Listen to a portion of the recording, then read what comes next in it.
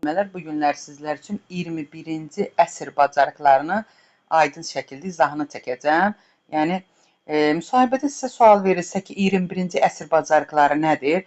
Bu zaman cavab verəcəyik ki, 21-ci əsr bacarıqları bizim müasir dövrdə insanın təhsilidir, işidir, gündəlik həyatda uğurlu fəaliyyətlər göstərməsi üçün lazım olan bilik, bacarıq, münasibətlər toplusudur. Yəni, bu bacarıqlar bilirsiniz ki, şagirdin yalnız məlumatı yadda saxlamasında deyil, məlumatı təhlil etməsinə, problemi həll etməsinə, əməkdaşlıq etməsinə, ünsiyyət qurmasına, yeni ideyalar yaratmasına kömək edir.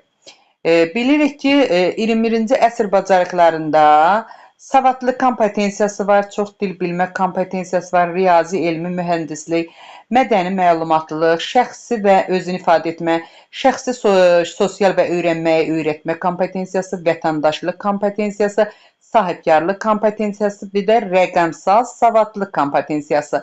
Gəlin hər birisinin ayrı-ayrılıqda açıqlamasına baxaq. Bax, savadlıq kompetensiyası nədir? Savadlıq kompetensiyasında mətnləri oxumaqdır, anlamaqdır, fikrini düzgün istifadə etməkdir, məlumatı təhlil etməkdir, əldə olunan biliklərdən məqsəd yönlü şəkildə istifadə etmə bacarığıdır savadlıq kompetensiyası. Çox dil bilmək adından məlumdur. Yəni, çox dil bilmə kompetensiyası bir neçə dildə ünsiyyət qurmaq, müxtəlif dillərdə məlumat anlamaq, fərqli mədəniyyətlərdə olan insanlarla effektiv əlaqə yaratma bacarığıdır. Yəni, çox dil bilmək, bir neçə dildə ünsiyyət qurmaq, bir neçə ölkələrin dilini bilmək. Sonra, riyazi, elmi və mühəndislik kompetensiyası.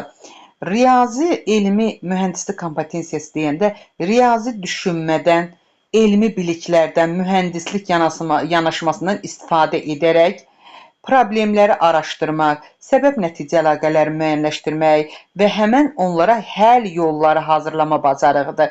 Burada həm riyazi düşünmədən istifadə etdik, həm elmi biliklərimizdən, həm də mühəndislik yanaşmalarından istifadə etdik. Mədəni məlumatlılıq və özünü ifadə etmək nə deməkdir? Mədəni məlumatlılıq odur ki, müxtəlif mədəniyyətlər və onların dəyərlərini anlamaq, yaradıcılıq nümayiş etdirmək, incəsənət və digər özünü ifadə vasitələrindən istifadə etmə bacarığıdır. Sonra, şəxsi, sosial və öyrətmək kompetensiyası. Deməli, özünü tanımaq, özünü idarə etmək, başqaları ilə əməkdaşlıq etmək, emosiyalarını, davranışlarını tənzimləmək, müstəqil öyrənmək, öyrənməyi planlaşdırma bacarığıdır. Şəxsi, sosial və öyrətmək kompetensiyası. Vətəndaşlıq kompetensiyası